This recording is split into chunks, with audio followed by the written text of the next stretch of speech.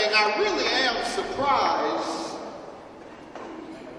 to see so many black men here today. That's right. I am.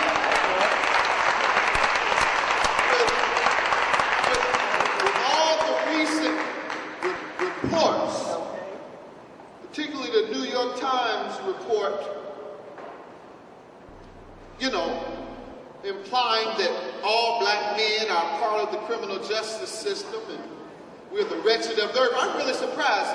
I thought we were all in jail. Did they open up the jails today? How you all get here? Really, how'd you get here? If we're all in jail and destroying ourselves. But let me suggest that these statistics that we repeatedly hear, we heard them again in the New York Times, 1/3 of our black men unemployed. Our black men represent 60% of the prison population, but only 5% of U.S. society. And on and on and on and on. Well, we cannot buy into these statistics that these social scientists and the media likes to project. We've made much progress. We have. I see it on platform, but we've made much progress. You need me to spell it out? You need me to go back to segregation when you couldn't even lift up your eyes to look a white man in the face? And now they're working for us in many instances? We've made progress, and I believe we'll continue to make progress if we will organize a movement to obtain justice and opportunity for the black men in our society. And as the man goes in our civilization, there goes our community, our nation, and our world. So we need a focused movement, because I believe that we can win this movement just as we have won every movement in the past. And we have. We've won everything we fought for. Emancipation was our first fight. Won that. Emancipation from slavery. Jim Crow segregation was our next fight. Won that. Civil rights was our next struggle. Won that. Voting Rights Act was our next struggle. Won that. Education and the desegregation of schools under Brown versus Board of Education, that was our struggle. Won that.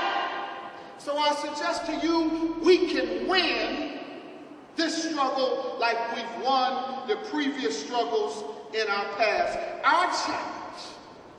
Our challenge, however, is to maintain this progress and avoid the violent and self-destructive, self-defeating culture that is waging a war for the minds and souls of our black men. That's our challenge. And the fact is, brothers and sisters, all this progress I just mentioned is in jeopardy. It's in jeopardy of being wiped out. And it's in jeopardy not so much because of what the right-wing conservative movement and politicians are doing to us. We know where they're coming from. We know that they view this as a capitalist, competitive society, and quite frankly, you must understand that they don't want you competing with them because they saw what you did in sports and in entertainment when the playing field was empty. You dominated the industry. Because it's hard to discriminate on that basketball court. You got 2 hoops and a ball. It's hard to discriminate on that television when you're entertaining millions of people who love you despite any other stereotypes they might have. It's hard to discriminate on that paper when you're writing beautiful stories for society to follow. Indeed, as they project our young people as thugs and criminals, the fact is most of our young people are doing the right thing. Indeed, many of them are leading the world. Everywhere around the world. In Japan, they're wearing shanjan. In Africa, they're wearing rockaway. Following the culture of our young people. They dominate culture worldwide. We know they dominate athletics, but they can do more want to run and jump and sing and dance. They also dominate politics, disproportionate to their age. When you look at the youngest congressman in America, it's Jesse Jackson and Harold Ford Jr.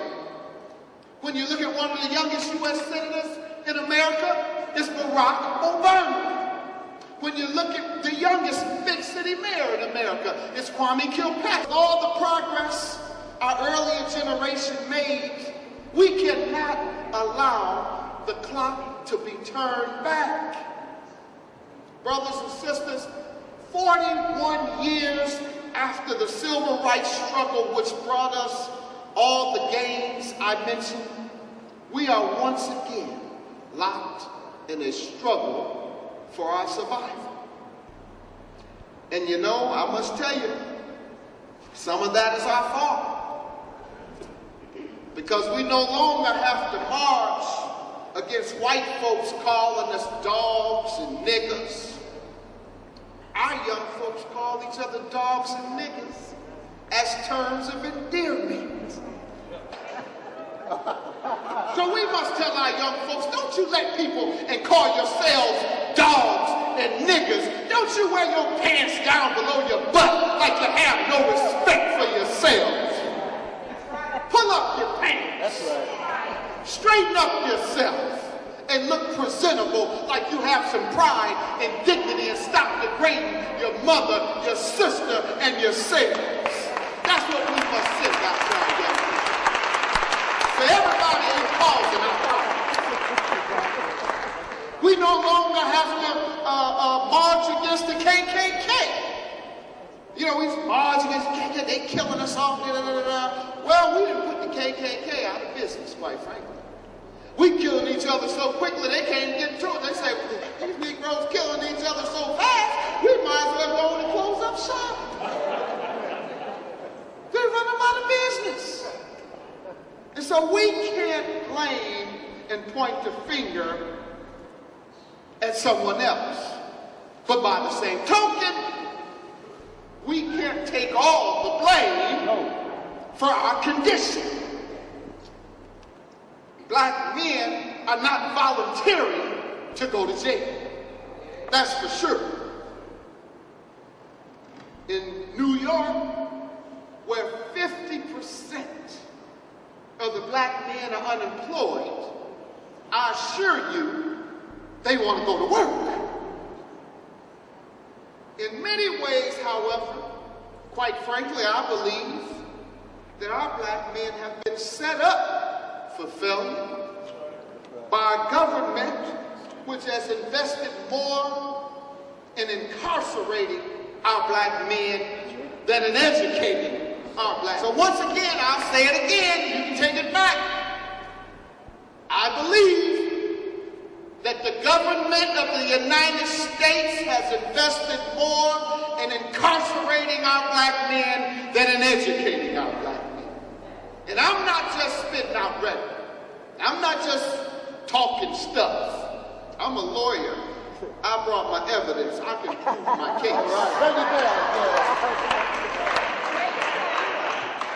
Since 1980, the federal prison budget has increased by over 300%, while the education budget has barely kept up with the rate of inflation. Tell me where they're investing their money. Indeed, in most states in this country, the prison budget has increased nearly 10 times more than the education budget in the last 20 years. 10 times more increased funding for incarceration than for education.